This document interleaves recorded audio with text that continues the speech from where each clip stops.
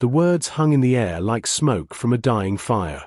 Victoria stood in the doorway of our bedroom, her designer luggage already packed, her expression a mixture of defiance and something that looked almost like relief. "I'm leaving you, David," she said, her voice steadier than I'd heard it in months. "Derek and I are going to Paris tomorrow. It's over." I looked up from the financial reports I'd been reviewing on my laptop. Derek. Of course it was Derek, her personal trainer, the one she'd been spending increasingly more time with over the past 6 months. The late-night gym sessions. The secretive phone calls. The new wardrobe that seemed designed to impress someone who wasn't me. I closed my laptop slowly, methodically, the same way I approached everything in life. 23 years of marriage, and it had come to this moment.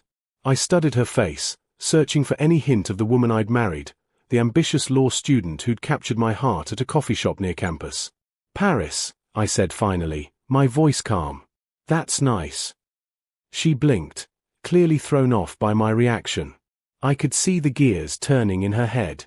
She'd expected anger, pleading, maybe even tears. That's what she wanted: drama, emotion, a scene she could use to justify what she was doing. "That's all you have to say?" she demanded, her perfectly manicured hands clenching into fists. "I just told you I'm leaving you for another man, and you say that's nice?" I stood up, smoothing down my shirt. "What would you like me to say, Victoria? Should I beg you to stay? Should I make threats? Should I tell you that Derek is just using you, that he's probably got 3 other wealthy clients he's stringing along?" Her face flushed. "You don't know anything about him. About us. He loves me." "I'm sure he does," I said, and I meant it without sarcasm. "Enjoy your trip." The confusion on her face was almost comical. This wasn't going according to her script.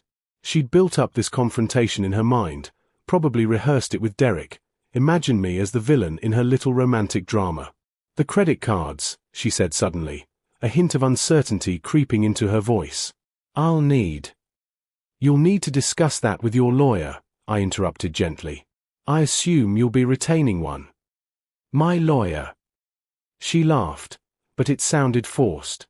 "David, we can handle this like adults. We'll split everything fairly. I'm not trying to take you to the cleaners." I almost smiled at that. Victoria had never worked a day since we got married. Oh, she'd started a few boutique businesses over the years, an art gallery that lasted 8 months, a luxury event planning company that folded after 2 disappointing seasons, a lifestyle blog that never gained traction. Each venture funded entirely by my work as a software architect, my patents, my investments. "Of course," I said. "Fair is exactly what I'm aiming for." She studied me suspiciously, trying to read something in my expression. But I'd learned long ago how to keep my cards close to my chest. It's what made me successful in business, and it would serve me well now. "When do you leave?" I asked. "Tomorrow. Morning flight. First class." She said it with a hint of defiance, as if daring me to object to the expense. "I hope the weather is good," I said. "April in Paris can be unpredictable." She grabbed her luggage, her movements sharp with frustration. "I'll be staying at the Ritz. Derek arranged everything. I'll have my attorney contact you next week to discuss the separation agreement." "The Ritz," I repeated, nodding appreciatively. "Very romantic. I'm sure you'll have a wonderful time." As she wheeled her bags toward the door, she turned back one last time. "You're taking this awfully well, David. I thought you'd at least fight for us." I met her eyes steadily. "Some battles aren't worth fighting, Victoria. Some are already lost before they begin." She left without another word, and I listened to the sound of her heels clicking across the marble foyer, the opening and closing of the front door, the purr of her Mercedes, my Mercedes, technically, as she drove away to Derek's apartment across town. I stood there in the silence of our bedroom for a long moment. Then I opened my laptop again and made a phone call. "Mitchell? It's David Thornton. I need you in the office first thing tomorrow morning." "Yes, I know it's Saturday. Bill me triple if you want. We have work to do." Saturday morning arrived with the kind of crisp clarity that makes everything seem possible. I'd slept surprisingly well, perhaps the best sleep I'd had in months. There's something liberating about certainty, even when that certainty involves the end of your marriage. Mitchell Ashford sat across from my home office desk, his leather briefcase open, his expression professionally neutral. He'd been my attorney for 15 years, handling everything from patent disputes to real estate transactions. Now he'd be handling my divorce. "Let me make sure I understand," Mitchell said, reviewing the notes he'd been taking. "Your wife left yesterday for Paris with her personal trainer. She told you it's over. She has not filed any paperwork yet." "Correct. And she's planning to have her attorney contact you next week." "That's what she said."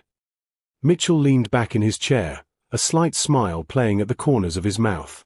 "David, I've known you long enough to recognize when you're planning something. What do you need from me?" I slid a folder across the desk. "Complete financial audit. Everything we own jointly, everything in her name that I funded, all credit accounts, the works. I want to know exactly where we stand legally before she files anything." Mitchell opened the folder, his eyebrows rising as he scanned the contents. I'd spent most of the night compiling the information, every bank statement, every investment account, every property deed, every credit card statement from the past 5 years. "This is thorough," he said. "I'm a software architect, Mitchell. Thoroughness is what I do." "The Mercedes she drove away in," Mitchell said, tapping one of the documents. "Registered in your name only." "Yes." "The vacation home in Aspen. Your name." "Wedding gift from my parents. They insisted." "The investment portfolio she's been drawing from for her various business ventures. Your name, managed by your financial advisor. She has power of attorney to access it, but yes, it's mine."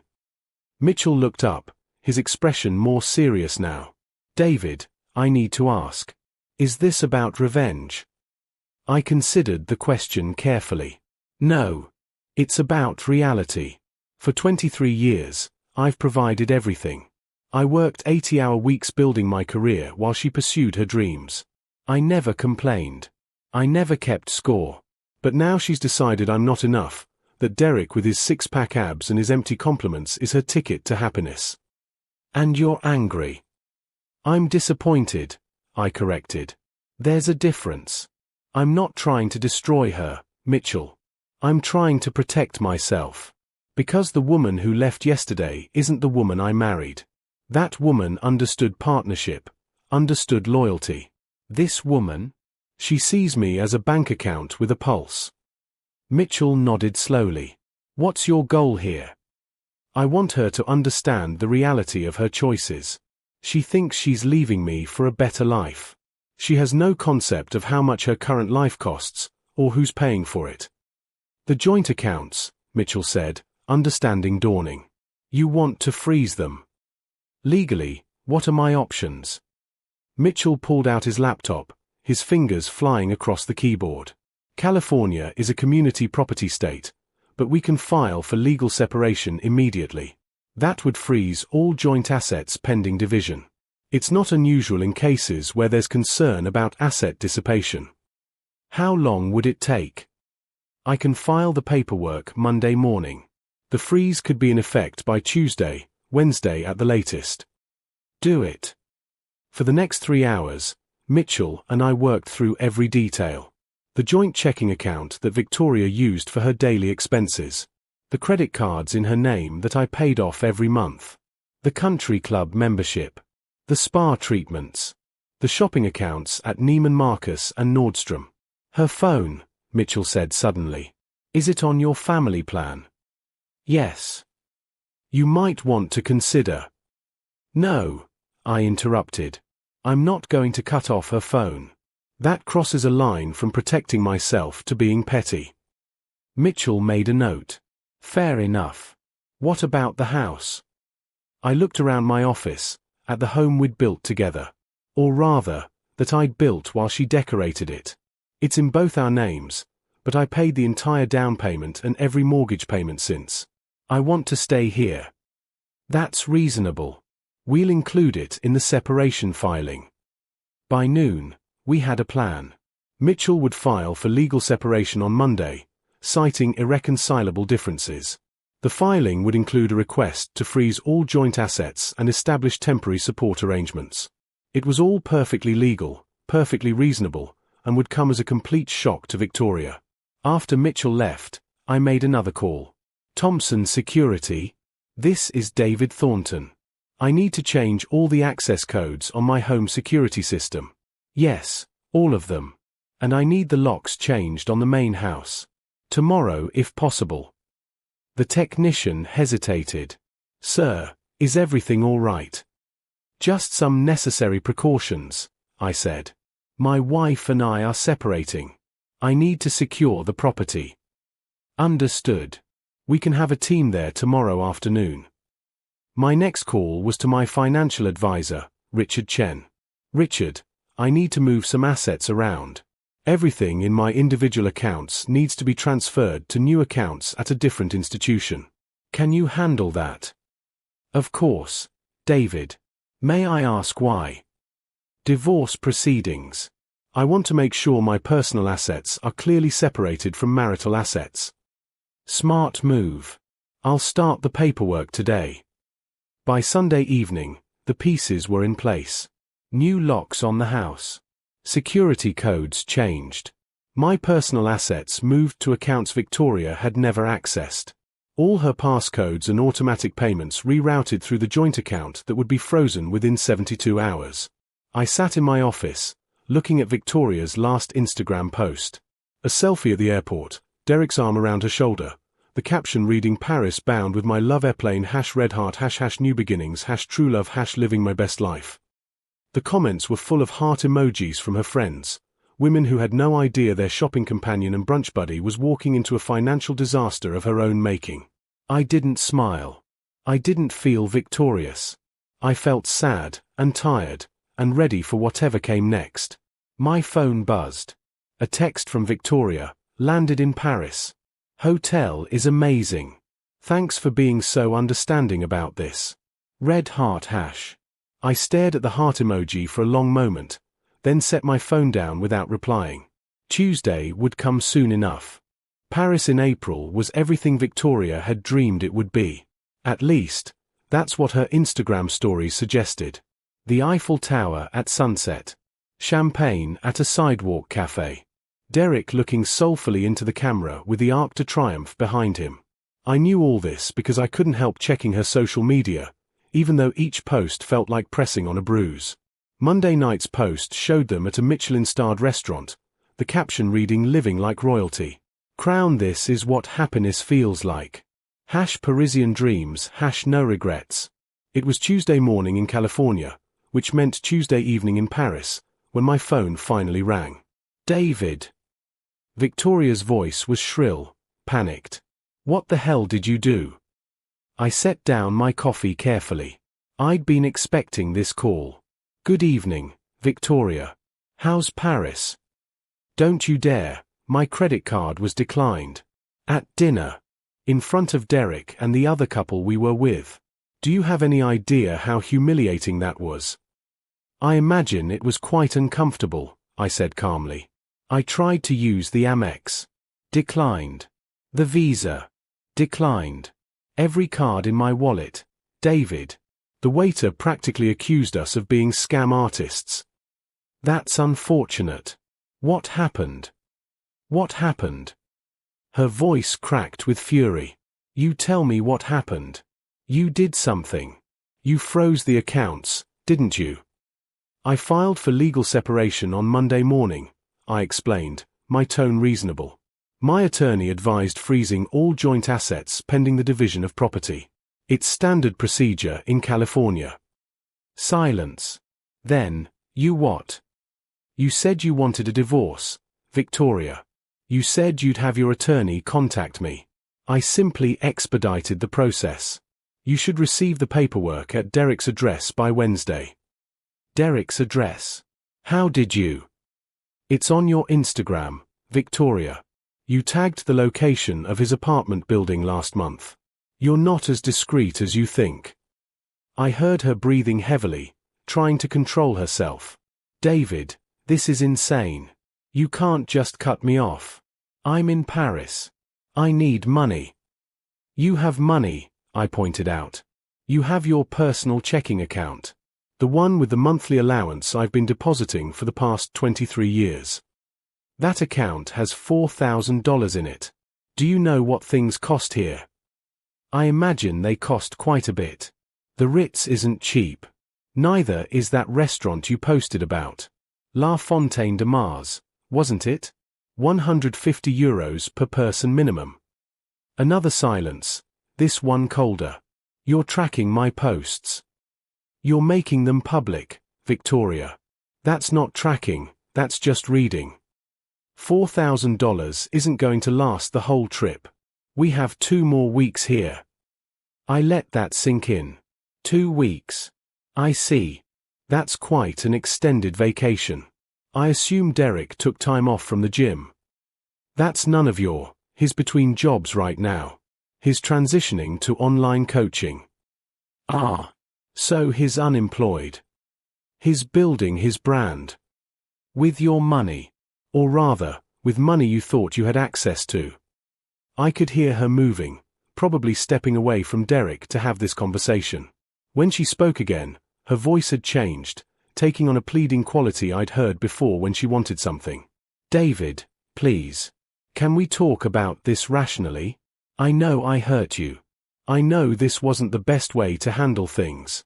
But you can't just leave me stranded in Paris with no money. You're not stranded. You have $4,000, which I'm sure you can budget carefully. Or you could come home early. I can't come home early. The tickets are non-refundable. Derek planned this whole trip. With whose credit card? That's not the point. I think that's exactly the point, Victoria. I heard a male voice in the background, Derek, asking what was wrong. Victoria shushed him angrily. Listen to me very carefully, she said, her voice low and dangerous. If you don't unfreeze those accounts right now, my lawyer is going to take you for everything you're worth. I'm entitled to half of everything, David. Half the house, half your investments, half your income. I'll make sure you regret this. You're absolutely right, I said calmly. You are entitled to half of our marital assets. That's California law. But Victoria, do you actually know what our marital assets are? What's that supposed to mean?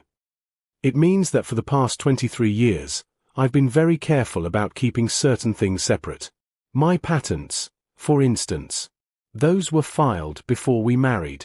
The income they generate goes into accounts that have always been in my name only. That's the house. Your name is on the deed, yes, but I paid the entire down payment with inheritance money from my grandfather. That's considered separate property. The appreciation might be marital, but the base value isn't. You're lying. I'm not. Mitchell can explain it to you in detail once you've retained your own attorney. Speaking of which, you should probably do that soon.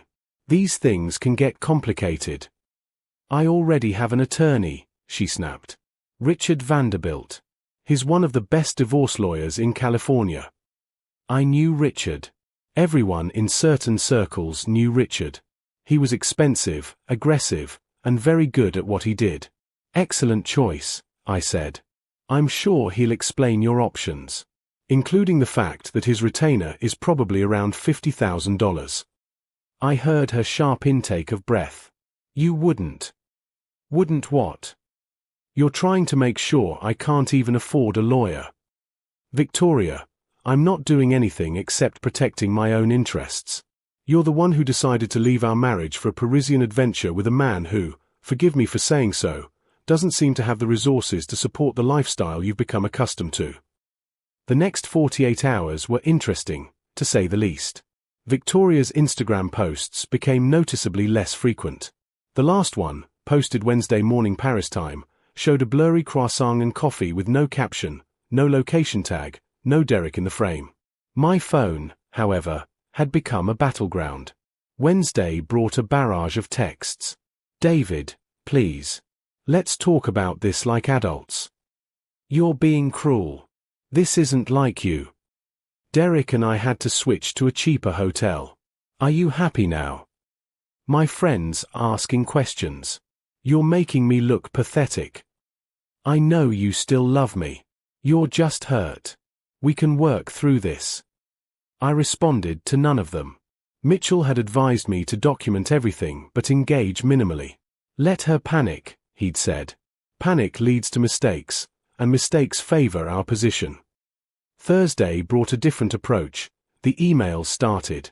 Long, rambling messages that veered between anger and manipulation, between threats and nostalgia.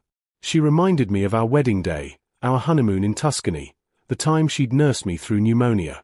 She accused me of never truly loving her, of being cold and calculating, of caring more about money than about our marriage.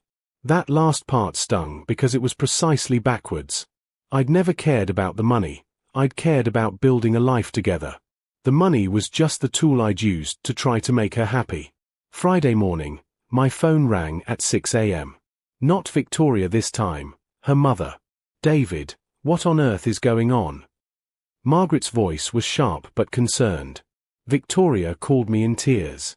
She says you've abandoned her in Paris with no money. I rubbed my eyes, calculating time zones. Margaret would have just finished her morning yoga class. Good morning, Margaret. That's not quite accurate. Then explain it to me. Because my daughter is hysterical, and I've never known you to be vindictive. I appreciated that. Margaret had always been fair to me, even when Victoria wasn't. Victoria left me for another man, I said simply. She announced it last week, packed her bags, and flew to Paris with her personal trainer. I filed for legal separation, which automatically froze our joint accounts. It's standard legal procedure. Silence. Then, she left you? Yes. For her personal trainer? Yes. Oh, for God's sake. Margaret sighed heavily. And she took off to Paris expecting you to just, what? Keep funding her affair. Apparently. Another long silence. David, I'm sorry. I didn't know. She told me you two were having problems, that you'd agreed to see other people, that this trip was something you'd discussed. We never discussed anything, I said quietly. She blindsided me, Margaret. After 23 years. That girl.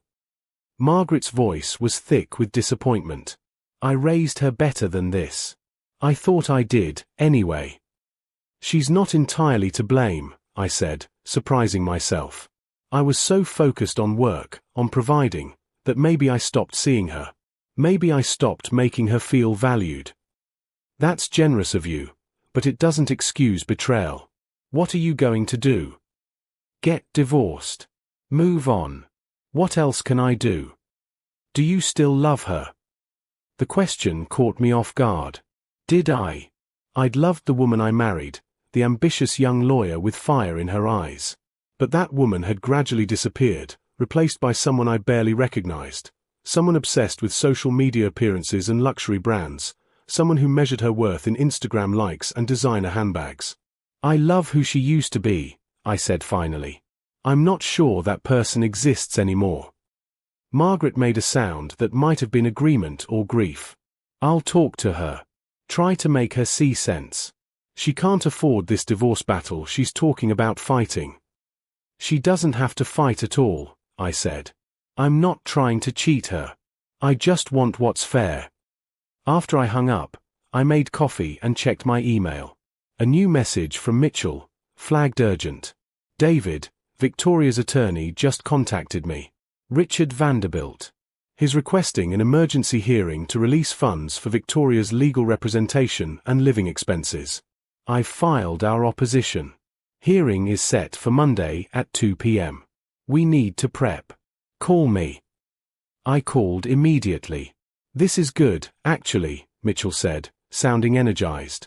Vanderbilt's moving fast, which means Victoria's desperate. Desperation leads to poor negotiating positions. What happens at the hearing? Judge reviews the financial situation, determines if there's a legitimate need for temporary support.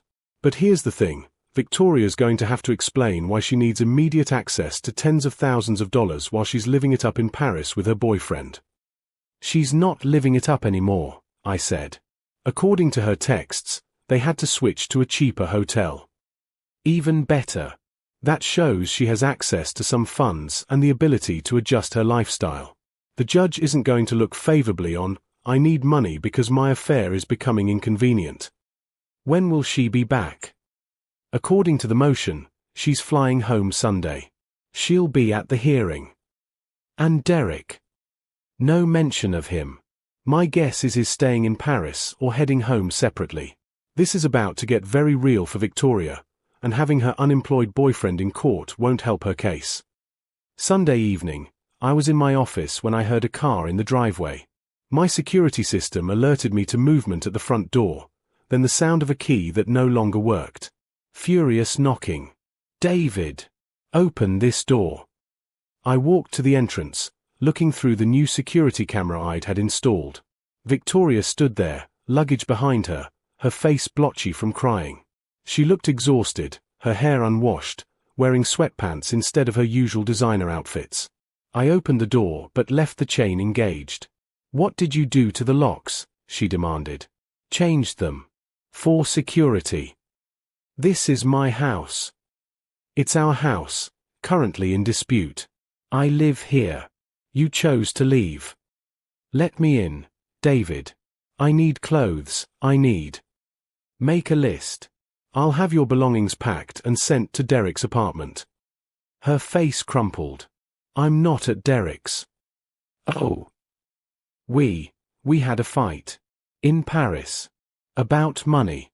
About everything." She wiped her eyes roughly. "I'm staying at my mother's." "I see. David, please. Can we just talk? Really talk?" I looked at this woman I'd spent half my life with, standing on our doorstep like a stranger. Part of me, the part that remembered loving her, wanted to let her in, to try to fix this. But the larger part, the part that had spent the last week seeing clearly for the first time in years, knew better. "Talk to Mitchell," I said gently. "We have a hearing tomorrow. After that, we can figure out next steps." "I can't afford Mitchell. I can't afford any of this." "Then maybe you should have thought about that before you booked first-class tickets to Paris." Her expression hardened. "You're going to regret this. Tomorrow, the judge is going to order you to pay for everything, my lawyer, my expenses, all of it. And then we're going to take you apart in discovery." "Maybe," I acknowledged. "That's for the court to decide." I closed the door softly and listened to her sob on the other side. It was one of the hardest things I'd ever done. The courtroom was smaller than I'd expected, less dramatic. Judge Patricia Morrison presided with an air of brisk efficiency that suggested she'd seen 1,000 cases like this and had little patience for theatrics. Victoria sat across the aisle with Richard Vanderbilt, who looked every inch the expensive attorney in his tailored suit and silver cufflinks. Victoria had pulled herself together since last night, makeup perfectly applied, wearing a conservative dress that probably cost $3,000, her hair in a professional bun. She looked the part of the wronged wife. I wondered if Vanderbilt had coached her on that. Mitchell leaned over and whispered, "Remember, let me do the talking. Stay calm no matter what they say." Judge Morrison reviewed the documents before her. "This is a request for emergency temporary spousal support and attorney's fees in the matter of Thornton versus Thornton. Mr. Vanderbilt, you represent the petitioner." "Actually, Your Honor, my client is the respondent. Mr. Thornton filed for legal separation while Mrs. Thornton was out of the country." "I see. Make your argument." Vanderbilt stood smoothly. "Your Honor, Mrs. Thornton finds herself in an impossible position. After 23 years of marriage, during which she sacrificed her legal career to support her husband's ambitions, she has been cut off from all financial resources. Mr. Thornton has frozen joint accounts, changed locks, and left her unable to secure proper legal representation." Judge Morrison looked at Victoria. "Mrs. Thornton, you're currently represented by Mr. Vanderbilt, are you not?" "Yes, Your Honor, but I can't afford his fees. He's taken the case on a contingency basis pending this hearing." "I see. Mr. Vanderbilt, continue. The timing is particularly concerning, Your Honor. Mr. Thornton waited until his wife was in Paris before filing these papers and freezing accounts, leaving her stranded abroad without resources. Is that accurate, Mr. Ashford? Mitchell stood. No, Your Honor. Mrs. Thornton left for Paris of her own volition, having announced to Mr. Thornton that she was leaving him for another man. She had access to several $1,000s in her personal account. The freeze on joint accounts was initiated after she departed and was standard procedure following the filing of legal separation papers. Judge Morrison's eyebrow rose slightly. She announced she was leaving him for another man. Yes, Your Honor. We have documentation, texts, social media posts, and Mr. Thornton's sworn declaration detailing the conversation. Your Honor, Vanderbilt interjected, my client's personal decisions don't negate her legal right to support. California is a no-fault divorce state. I'm aware of the law, Mr. Vanderbilt. I'm trying to understand the timeline. Mrs. Thornton, when did you announce your intention to end the marriage? Victoria stood reluctantly. Last week, Your Honor. But David and I had been having problems for years. This wasn't sudden. And the trip to Paris. It was meant to be a break, time to think. With your boyfriend, Judge Morrison said dryly. With a friend, Victoria corrected, her cheeks flushing.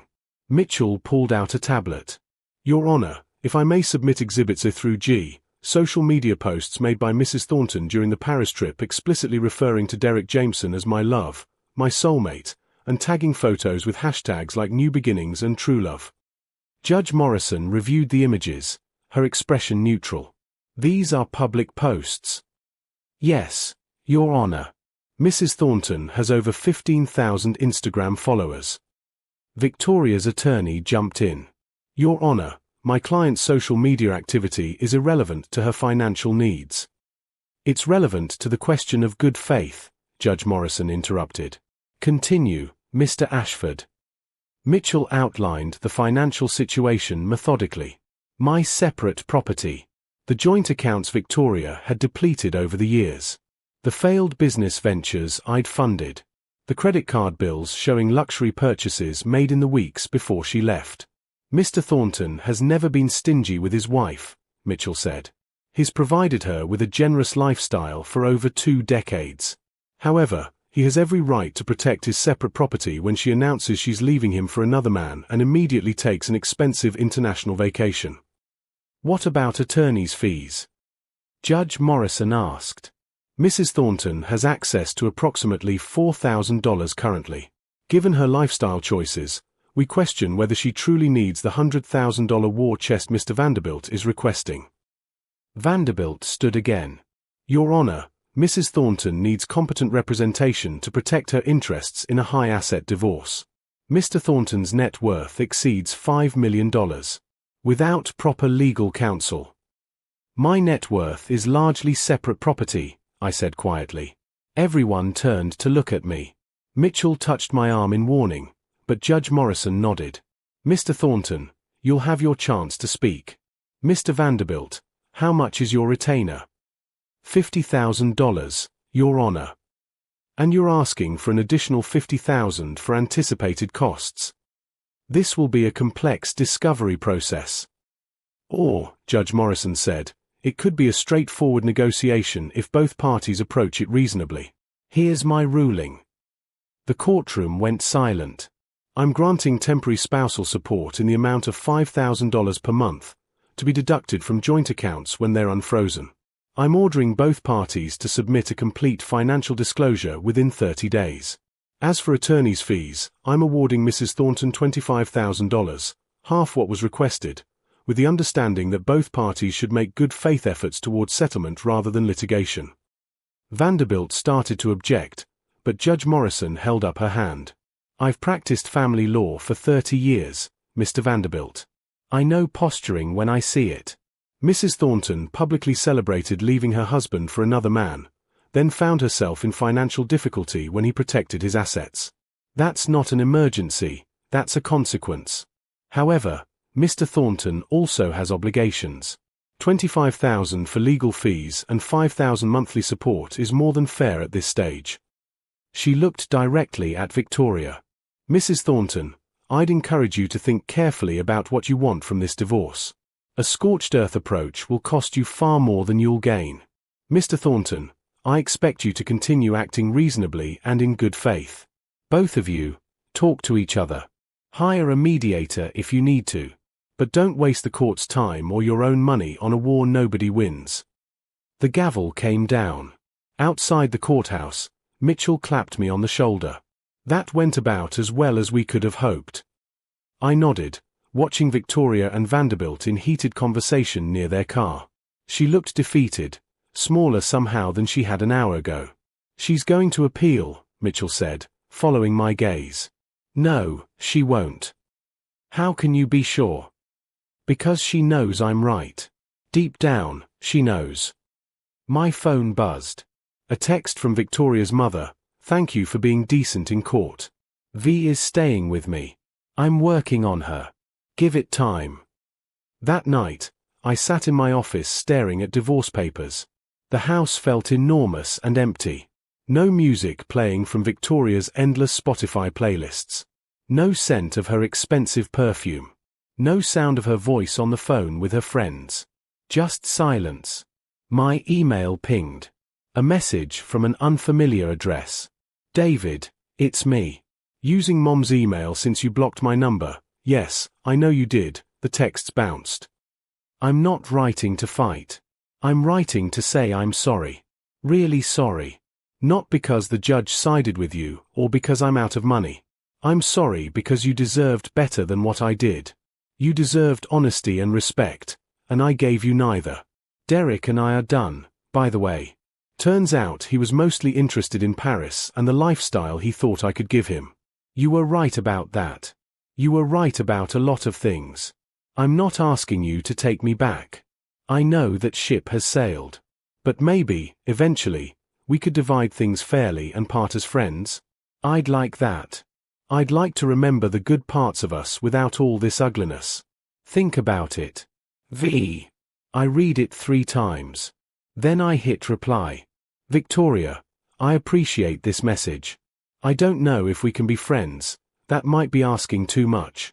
But we can be fair to each other. We can end this with dignity. Let's start there. Tell Vanderbilt to call Mitchell. Let's mediate this and be done. Life's too short for anything else. David. Her response came 2 minutes later. Thank you. For everything. Even for freezing the credit cards. I needed the wake-up call. I'll call off the dogs. We'll settle this right. 3 months later, I signed the final divorce papers in Mitchell's office. Victoria had agreed to a settlement that was more generous than she'd get in court. A lump sum payment, the Aspen house, and a portion of the appreciation on our primary residence.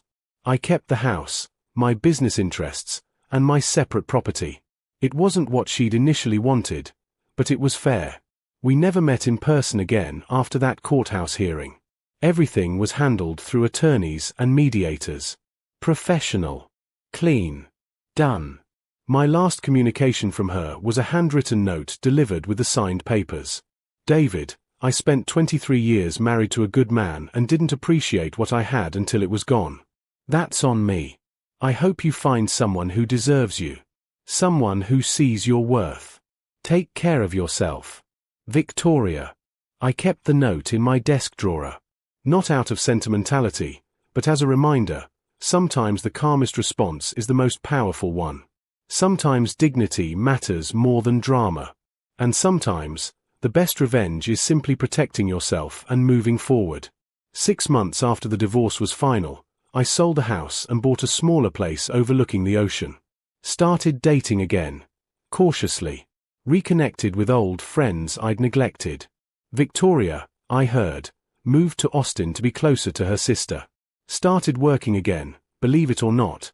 Joined a small law firm doing estate planning. Her Instagram became less frequent, less performative. Maybe we both learned something. Maybe that's the best ending we could have hoped for.